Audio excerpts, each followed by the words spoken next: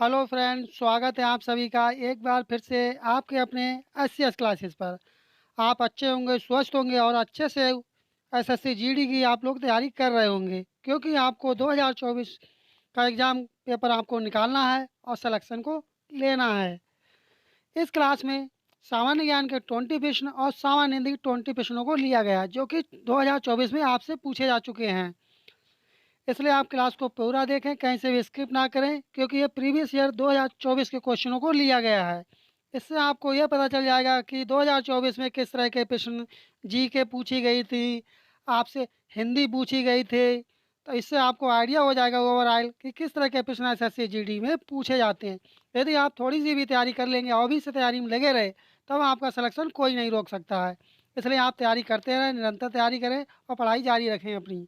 कहीं आप ऐसा करें कि पेपर के टाइम ही आप पढ़ाई करें, ऐसा कभी भी गलती मत करना आप। क्योंकि पेपर के टाइम तो आप कितनी पढ़ाई कर सकते हो, नहीं कर सकते हो, सिलेबस को कंट्रोल नहीं कर सकते हैं आप। चलिए बढ़ते हैं अपने प्रश्नों की श्रृंखला की तरफ। 2024 में आपसे पूछा गया था एसएससी जीडी में कि एफआईएच पुरुष हॉकी विश्व कप 2023 की मेजबानी किस भारतीय राज्य ने की थी। हो सकता है आपसे कोई इसी से रिलेट करके नया क्वेश्चन आपको क्रिकेट से संबंधित आपसे पूछ लिया जाए, अर्थात स्पोर्ट्स से संबंधित कोई क्वेश्चन अन्य पूछ लिया जाए जो चर्चा में रहा था। जो चर्चा में स्पोर्ट्स के क्वेश्चंस रहे थे, उनके लिए सेपरेट अलग से वीडियो लेकर के आएंगे, इसलिए आप चैनल पर बने रहें। तब इसका क्या जवाब था उस समय के हिसाब से? इसका सही जवाब था उड़ीसा। कौन जीता था? कौन सा राज्य था? उड़ीसा था। यदि आपका जवाब उड़ीसा था, तब आपका करेक्ट आंसर था। बढ़ते हैं अपने अगले पेज की तरफ। आप इन प्रश्नों को प्रैक्टिस सेट और मॉक टेस्ट के माध्यम से भी आप लगा सकते हैं। समझ लीजिए आप एग्जाम हाल में पेपर को दे रहे हैं। यह समझकर आप सभी प्रश्नों को लगाएं और लास्ट में कमेंट करें अच्छा सा एक कि आपने कितने प्रश्नों का सही जवाब दिया है। अगला प्रश्न है कि किसी देश का सकल घरेलू उत्पाद अर्थव्यवस्था के विभिन्न क्षेत्रों अर्थात डैश से प्राप्त होता है। तब यह किससे प्राप्त होता है? यह आपका प्राप्त होता है कृषि क्षेत्र, औद्योगिक क्षेत्र और सेवा क्षेत्र। कौन सा क्षेत्र होता है? कृषि क्षेत्र, औद्योगिक क्षेत्र और सेवा क्षेत्र। इसलिए इसका सही जवाब होगा सेकंड वाला ऑप्शन। यदि आपका जवाब सेकंड वाला ऑप्शन था, तब आपका बिल्कुल सही जवाब होगा। अगला प्रश्न है कि प्राचीन भारत के दौरान तमिल क्षेत्र में साधारण हलवाओं को डैश के नाम से जाना जाता था। तब ये किस नाम से जाना जाता था? यह जाना जाता था उड़वार के नाम से। पहला वाला ऑप्शन इसका सही जवाब होगा। कमेंट करते रहें आप लोग कौन से का क्या आंसर सही है। अगला प्रश्न है कि इंदिरा गांधी के नेतृत्व में भारत की कौन सी पंचवर्षीय योजना की शुरुआत की गई थी? तब कौन सी योजना थी जो इंदिरा गांधी के नेतृत्व में शुरू की गई थी? कमेंट कर दें आप लोग। वह योजना थी आपकी फोर्थ योजना थी, अर्थात चौथी योजना थी। हो सकता है आपसे ये प्रश्न दोबारा रिपीट हो जाए, क्योंकि एसएससी जीडी के प्रश्न काफ़ी बहुत सारे प्रश्न आपसे पुनः पूछ लिए जाते हैं जो कि प्रीवियस ईयर में आए हुए होते हैं। इसलिए आप प्रीवियस ईयर के क्वेश्चन अवश्य लगाएं। अगला प्रश्न है कि भारत की 2011 की जनगणना के अनुसार निम्नलिखित में से कौन सा राज्य केंद्र शासित प्रदेश सबसे अधिक साक्षर है? तब कौन सा राज्य है जो सबसे अधिक साक्षर है? कमेंट कर दें आप लोग कौन सा राज्य सबसे साक्षर है। भाई आपका है गोवा। और कौन सा राज्य है और सबसे ज़्यादा कौन है सभी राज्यों में से? भाई आपका केरल राज्य, जिसकी साक्षरता दर सबसे ज़्यादा है भारतवर्ष में। आपको क्लास कैसी लग रही कमेंट करें। आपको क्लास कैसी लग रही है? यदि आपको क्लास अच्छी लग रही है और चैनल पर नए हो, आप अभी तक चैनल को सब्सक्राइब नहीं किए हैं, तब आप चैनल को सब्सक्राइब कर लें, वीडियो को लाइक कर दें और सेशन को शेयर कर दें अपने साथी लोगों में, जिससे वो भी इस क्लास का लाभ ले सकें। अगला प्रश्न है कि हरेली कजरी मड़ई त्यौहार का संबंध किस राज्य से है? क्या उत्तर प्रदेश राज्य से, हरियाणा राज्य से, पंजाब राज्य से या छत्तीसगढ़ राज्य से? तब ये किस राज्य से है? ये इनका संबंध है छत्तीसगढ़ राज्य से। किसका? हरेली कजरी मड़ई त्यौहार का। बढ़ते हैं अपने अगले प्रश्न की तरफ। अगला प्रश्न है कि किस अनुच्छेद के तहत स्वतंत्रता के अधिकार में कोई भी पेशा, व्यवसाय, व्यापार या वाणिज्य करने का अधिकार शामिल है? तब वह कौन सा आर्टिकल है? भाई आपका कौन सा आर्टिकल होगा? भाई आपका आर्टिकल होगा 1922 तक। बढ़ते हैं अपने अगले प्रश्न की तरफ। अगला प्रश्न है कि कार की बैटरियों में किस रासायनिक यौगिक का उपयोग किया जाता है जिसका सूत्र PbSO4 है। आपको रासायनिक सूत्र आपको दे दिया है। अब आपको बताना है कि रासायनिक इसका नाम क्या होता है, कि PbSO4 को क्या कहते हैं। कमेंट कर दें आप लोग PbSO4 को क्या कहते हैं। आपने हाई स्कूल और 9th की क्लास में आपने पढ़ा होगा। तब इसे क्या कहते हैं PbSO4 को। कमेंट करें आप लोग फटाफट, इसे क्या कहेंगे। इसे कहेंगे लेड सल्फेट। जो पीवी हो जाएगा ये आपका लेड हो जाएगा, और आइसो हो जाएगा जो आइसो 4, ये आपका सल्फेट हो जाएगा। इसलिए आपका सही जवाब होगा फोर्थ वाला ऑप्शन, क्या हो जाएगा, लेड सल्फेट। बढ़ते हैं अपने अगले प्रश्न की तरफ। अगला प्रश्न है कि प्रसिद्ध भरतनाट्यम व्याख्याता और कला क्षेत्रीय संस्थापक रुक्मणी देवी अरुणडेल, जो रुक्मणी देवी अरुणडेल है, ये एसएससी जीडी का कोई सा भी सेट रहा होगा जिसमें ना पूछा गया हो, वरना एसएससी के सभी सेटों में ये प्रश्न आपसे जरूर पूछा गया था। एसएससी जीडी के पेपर में 2024 के पेपर में। तब इसका सही जवाब क्या होगा, डैश की गौरवान्वित प्राप्त करता थी। तब कौन सा पुरस्कार इन्हें प्राप्त हुआ था, इन्हें प्राप्त हुआ था पद्म भूषण पुरस्कार। थर्ड वाला ऑप्शन इसका सही जवाब होगा। बढ़ते हैं अपने अगले प्रश्न की तरफ। अगला प्रश्न अपना है कि ये करंट अफेयर्स है इसलिए इसे स्किप करते हैं। बढ़ते हैं अपने अगले प्रश्न की तरफ। अगला प्रश्न है कि अगला प्रश्न है कि भारत के उपराष्ट्रपति किस विधायी निकाय के पदेनाध्यक्ष के रूप में कार्य करते हैं। क्या यह विधान परिषद के रूप में, लोकसभा, राज्यसभा या विधानसभा, राज्य विधानसभा। तो किसके रूप में कार्य करते हैं, ये करते हैं राज्यसभा। यदि आपका जवाब राज्यसभा था तब आपका बिल्कुल सही जवाब होगा। अगला प्रश्न है कि डैश से पहले भारत जनसांख्यिकीय संक्रमण के पहले चरण में था। तब वह कौन सा सन था, 1980, 1990, 1921 या 1960। कमेंट कर दें आप लोग, इसका सही जवाब क्या होगा। इसका सही जवाब होगा 1921। थर्ड वाला ऑप्शन इसका सही जवाब होगा। आपको क्लास कैसी लग रही है, यदि आपको क्लास अच्छी लग रही है और चैनल पर नए हो, अभी तक चैनल को सब्सक्राइब नहीं किए हैं, तब आप चैनल को सब्सक्राइब कर दें, वीडियो को लाइक कर दें और सेशन को अपने साथियों में शेयर कर दें। अगला प्रश्न है कि भारत की डैश किलोमीटर लंबी भूमि सीमा और द्वीप प्रदेशों सहित 7516.6 किलोमीटर लंबी तट रेखा है। बताएं इसका सही जवाब क्या होगा। इसका सही जवाब होगा 15,106.7 किलोमीटर। पहला वाला ऑप्शन इसका सही जवाब होगा। अगला प्रश्न अपना करंट अफेयर से इसलिए इसे स्किप करते हैं। बढ़ते हैं अपने अगले प्रश्न की तरफ। अगला प्रश्न है कि 1919 में गांधी जी ने रॉलेट एक्ट, जिसने अभिव्यक्ति की स्वतंत्रता से डैश पर अंकुश लगाया था, के खिलाफ सत्याग्रह का आह्वान किया था। यह प्रश्न एसएससी जीडी के द्वारा कई बार पूछा जा चुका है। तब इसका सही जवाब क्या होगा। इसका सही जवाब होगा मौलिक अधिकार। थर्ड वाला ऑप्शन इसका सही जवाब होगा। अगला प्रश्न है कि ये करंट अफेयर से इसे स्किप करते हैं। बढ़ते हैं अपने अगले प्रश्न की तरफ। अगला प्रश्न है कि डंडारी नृत्य शैली का संबंध भारत के किस राज्य से है। आपको बताना है डंडारी जो नृत्य शैली है किस राज्य की है। क्या यह तेलंगाना की है, महाराष्ट्र की है, केरल की है या हरियाणा राज्य की है। कमेंट करें किस राज्य की है ये योजना, किस राज्य का ये नृत्य शैली है। ये नृत्य शैली है आपकी हरियाणा तेलंगाना राज्य की। पहला वाला ऑप्शन इसका सही जवाब होगा। बढ़ते हैं अगले प्रश्न की तरफ। ये करंट अफेयर से इसलिए इसे स्किप करते हैं। बढ़ते हैं अगले प्रश्न की तरफ। ये भी करंट अफेयर से इसलिए इसे स्किप करते हैं। अगला प्रश्न है कि 1909 में डैश के गठन के साथ क्रिकेट एक अंतर्राष्ट्रीय खेल बन गया। तब क्या बन गया था, इसका क्या नाम हो गया था 1909 से। इसका नाम हो गया था ICC, Indian cricket control. Third वाला ऑप्शन इसका सही जवाब होगा। इस तरह से अपनी जी के जीएस के प्रश्नों की श्रृंखला कंप्लीट हुई। अब अपना करेंगे हिंदी के प्रश्नों की श्रृंखला को, सेक्शन बी करेंगे, अर्थात पार्ट बी को करेंगे। देखते हैं पहला प्रश्न क्या था हिंदी का। पहला प्रश्न पूछा गया था कि रेखांकित भाग के लिए सार्थक शब्द ज्ञात कीजिए। तीन नदियों का संगम होता है, जहाँ तीन नदियों का संगम होता हो तब आप उस स्थान के लिए क्या कहेंगे, ये पूछा गया है। तब उसे क्या कहेंगे, उसे कहेंगे त्रिवेणी। क्या कहेंगे, त्रिवेणी। बढ़ते हैं अपने अगले प्रश्न की तरफ। अगला प्रश्न है कि पहचान का पर्यायवाची पूछा गया है।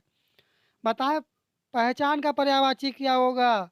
पहचान का पर्यायवाची आपका होगा परिचय। यदि आपका जवाब सेकंड ऑप्शन परिचय था, तब आपका बिल्कुल सही जवाब होगा। अगला प्रश्न पूछा गया, मुहावरे का अर्थ पूछा गया है अड्डा जमाना। अड्डा जमाना मुहावरे का अर्थ क्या होगा? कमेंट कर दें आप लोग, अड्डा जमाना मुहावरे का क्या अर्थ होगा? इसका अर्थ होगा स्थायी रूप से रहने लगना। पहला वाला ऑप्शन इसका सही जवाब होगा। अगला प्रश्न है कि आपको तत्सम रूप बताना है। किसका? उछा का तत्सम बताना है कि उछा का तत्सम क्या होगा? उत्साह होगा, उपवास होगा, उच्च होगा, उत्थान होगा। कमेंट कर दें आप लोग, क्या होगा? इसका सही जवाब होगा उत्साह होगा। उत्साह का तत्सम रूप क्या होगा? उत्साह होगा। बढ़ते हैं अपने अगले प्रश्न की तरफ। अगला प्रश्न पूछा गया, यदि कोई त्रुटि है तो आप उस त्रुटि को चूज करेंगे, कौन सी त्रुटि है वाक्य में? आज मामा आज माँ आनंदमयी के निधन पर आशा का अंधकार छाया हुआ है। तब इसका सही जवाब क्या होगा? इसका सही जवाब होगा आशा का अंधकार। ये त्रुटि है इसमें। फोर्थ वाला ऑप्शन इसका सही जवाब होगा। अगला प्रश्न है कि दिए गए वाक्यांश के लिए सार्थक शब्द ज्ञात कीजिए। पीछे चलने वाला, क्या चीज़? पीछे चलने वाला के लिए एक शब्द क्या होगा, आपको बताना है। इसके लिए एक शब्द में कहेंगे, आप कहेंगे अनुगत कहेंगे। क्या कहेंगे? अनुगत कहेंगे। थर्ड वाला ऑप्शन इसका सही जवाब होगा। आपको क्लास कैसी लग रही, कमेंट बॉक्स में अवश्य बताएं। यदि आपको क्लास अच्छी लग रही हो, आप जो भी भाई बहन हो अभी तक चैनल को सब्सक्राइब नहीं किया, चैनल को भाई बहन सब्सक्राइब कर ले, वीडियो को लाइक कर दें और सेशन को शेयर कर दें। और आप लोग नोटिफिकेशन बेल आइकन दबाना ना भूलें, जिससे आपको समय समय पर नोटिफिकेशन प्राप्त हो सके। क्योंकि यहाँ पर आपको कंप्लीट एसएससी के प्रीवियस ईयर के क्वेश्चंस 2021 से लेकर 2024 तक के प्रोवाइड कराए जाएंगे। वो भी आप ओजन प्रैक्टिस सेट के माध्यम से या मॉक टेस्ट आप मान सकते हैं उनके लिए। और जो आपको एनसीईआरटी बेसिस अर्थात सिलेबस आधारित एसएससी के बेसिस पर आपको यहाँ पर अन्य क्लासेस प्रोवाइड कराई जाएंगी। अर्थात आपको इन्हीं क्लासों से सभी क्वेश्चन आपके क्वेश्चन पेपर में एसएससी जीडी के पेपर में देखने को मिलेंगे। इसलिए आप चैनल पर बने रहें, चैनल को सब्सक्राइब कर लें। वो भी आपको फ्री में पीडीएफ भी प्रोवाइड कराई जाएगी। बढ़ते हैं अपने अगले प्रश्न की तरफ। अगला प्रश्न है कि रेखांकित शब्द का विलोम शब्द बताना है। ध्रुव व्यवहार का विलोम शब्द क्या होगा? ध्रुव व्यवहार का विलोम शब्द क्या होगा? इसका होगा सदव्यवहार। क्या होगा? सदव्यवहार। बढ़ते हैं अपने अगले प्रश्न की तरफ। अगला प्रश्न आपको सही वर्तनी बतानी है। मोहल्ला की सही वर्तनी क्या होगी? मोहल्ला किस तरह से लिखोगे आप? कमेंट कर दें कि मोहल्ला किस तरह से लिखा जाएगा हिंदी में। कमेंट करें आप लोग। ये आपका लिखा जाएगा जो थर्ड वाले ऑप्शन से मोहल्ला लिखा हुआ, इस तरह से मोहल्ला लिखते हैं। थर्ड वाला ऑप्शन आपका सही जवाब होगा। यदि आपका जवाब थर्ड वाला ऑप्शन था, तब आपका बिल्कुल सही जवाब होगा। अगला प्रश्न है कि आपको लोकतिक का सही अर्थ बताना है। आए थे हरि भजन को लोटन लगे कपास। आए थे हरि भजन को लोटन लगे कपास, इसका अर्थ क्या होगा? इसका अर्थ आपको बताना। इसका अर्थ क्या होगा? इसका अर्थ होगा इसका अर्थ होगा किसी कार्य विशेष की उपेक्षा कर किसी अन्य कार्य में लग जाना। फोर्थ वाला ऑप्शन इसका सही जवाब होगा। बढ़ते हैं अगले प्रश्न की तरफ। अगला प्रश्न पूछा गया है कि पूछा गया तद्भव रूप पूछा गया किसका? गोमय का तद्भव रूप क्या होगा? इसका तद्भव रूप होगा गोबर। क्या होगा? गोबर। पहला वाला ऑप्शन इसका सही जवाब होगा। अगला प्रश्न है कि विलोम शब्द आपको बताना है। किसका बताना है? ईश्वर का विलोम बताना है। ईश्वर का विलोम क्या होगा? ईश्वर का विलोम होता अनिश्वर। क्या हो जाएगा? अनिश्वर। अगला प्रश्न आपसे पूछा गया कि पर्यायवाची क्या होगा? कदली का पर्यायवाची बताना है आपको कि कदली का पर्यायवाची क्या होगा? कदली का पर्यायवाची होता है गजबसा। फोर्थ वाला ऑप्शन यदि आपका जवाब था, तब आपका बिल्कुल सही जवाब होगा। आपको क्लास कैसी लग रही, कमेंट बॉक्स में अवश्य बताएं। और आपका किसी भी प्रकार का कोई सजेशन या फीडबैक हो, तब भी आप कमेंट बॉक्स में अवश्य बताएं। अगला प्रश्न है कि यदि कोई त्रुटि नहीं है तो कोई त्रुटि नहीं चूज करेंगे, और कोई त्रुटि है तो त्रुटि को चूज करेंगे। बाघ और बकरी एक ही घाट से पानी पीती हैं। तब यहाँ पर क्या होना चाहिए? पीती हैं। बताएं इसमें कौन सी त्रुटि है? इसमें त्रुटि आपकी है से पानी पीती हैं। यहाँ पर क्या होना चाहिए?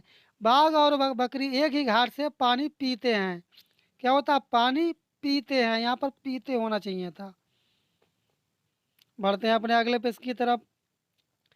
अगला प्रश्न है कि एक एक सार्थक शब्द ज्ञात कीजिए। बहुत बोलता है।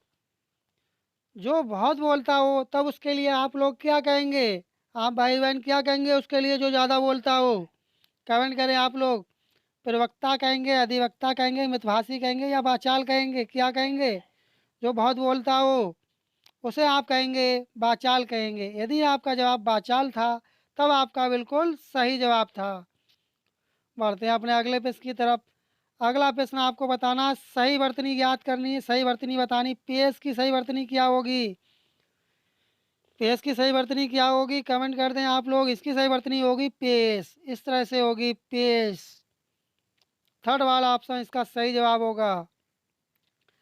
आपके एसएससी जीडी के पेपर में एक गद्यांश होगा, उस गद्यांश से संबंधित आपसे 5 क्वेश्चन पूछे जाएंगे और 5 क्वेश्चनों का आपको सही जवाब देना है, क्योंकि 5 क्वेश्चन आपके लिए आपके सिलेक्शन के लिए बहुत ही अहम रोल लगते हैं।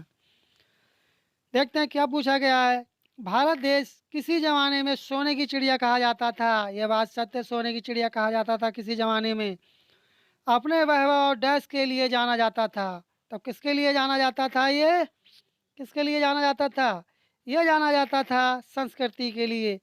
भारत देश किसी जमाने में सोने की चिड़िया कहा जाता था और अपने वैभव और संस्कृति के लिए, किसके लिए? संस्कृति के लिए जाना जाता था। बढ़ते हैं अपने अगले प्रश्न की तरफ। अगला प्रश्न है कि समय के बदलाव के चलते हमारे देश पर कई भारी ताकतों ने डैश किया। किया था हमारे भारत पर किया था। काम किया था, प्राप्त किया था, ऐतराज किया था, राज किया था। हमारे देश पर राज किया था। बढ़ते हैं अपने अगले प्रश्न की तरफ। अगला प्रश्न है कि हमारे देश में डैश पर बिल्कुल भी ध्यान नहीं दिया जाता है। तब किसका ध्यान नहीं दिया जाता है हमारे देश पर? स्वच्छता का ध्यान नहीं दिया जाता है, बच्चों का, गाँव को या लोगों पर। तब किसका ध्यान नहीं दिया जाता है? कमेंट कर दें आप लोग, इसका सही जवाब क्या होगा?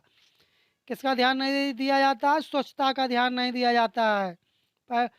पहला वाला ऑप्शन इसका सही जवाब होगा। अगला प्रश्न है कि हमारा देश की भी पूर्णतः स्वच्छ हो, इसके लिए कई देश ने सपने देखे थे। क्या सपने देखे थे? काहे के सपने देखे थे? योजनाओं के सपने देखे थे, महापुरुषों, देशों या पड़ोसियों? तब इसका सही जवाब क्या होगा? इसका सही जवाब होगा महापुरुषों ने सपने देखे थे। यह आपका महापुरुषों आ जाएगा। अगला प्रश्न है और इस क्लास का अंतिम प्रश्न है। इस अभियान के तहत सभी देशवासियों को इसमें डैश होने के लिए कहा गया। तब क्या कहा गया था? नहीं, बातें, दूर या शामिल? तब क्या कहा गया था? ये कहा गया था शामिल। क्या चीज़? इस अभियान के तहत सभी देशवासियों को इसमें शामिल होने के लिए कहा गया था। आपको क्लास कैसी लगी कमेंट बॉक्स में अवश्य बताएं। आपको क्लास अच्छी लगी हो और अभी तक चैनल पर नए हो, चैनल को सब्सक्राइब नहीं किया आप भाई बहन, तो चैनल को सब्सक्राइब कर दें, वीडियो को लाइक कर दें और आप सेशन को शेयर कर दें, जिससे आपके साथी लोग भी इस क्लास का लाभ ले सकें। आप इन सेशनों को प्रैक्टिस सेट या मॉक टेस्ट के माध्यम से भी लगा सकते हैं, क्योंकि मॉक टेस्ट या प्रैक्टिस सेट लगाना अनिवार्य होता है। इससे हमारी स्पीड मेंटेन होती है। यदि आपको किसी तरह का कोई सजेशन या फीडबैक हो तब भी आप कमेंट बॉक्स में अवश्य बताएं। और आप चैनल को सब्सक्राइब नहीं किए तो आप चैनल को सब्सक्राइब कर लें, वीडियो को लाइक कर दें और सेशन को शेयर कर दें। मिलते हैं जल्दी नेक्स्ट क्लास में, तब तक के लिए धन्यवाद। आपका दिन शुभ हो। जय हिंद, जय भारत।